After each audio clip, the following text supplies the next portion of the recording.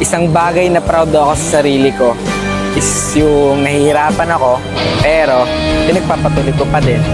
Dapat laban lang tayo, okay? Follow and share. Ralph Kinstafler. Isang bagay na proud ako sa sarili ko is yung nahihirapan ako, pero pinagpapatuloy ko pa din. Dapat laban lang tayo, okay? Follow and share. Ralph Kinstafler. Isang bagay na proud ako sa sarili ko is yung nahihirapan ako, pero pinagpapatuloy ko pa din. Dapat laban lang tayo, okay? Follow and share.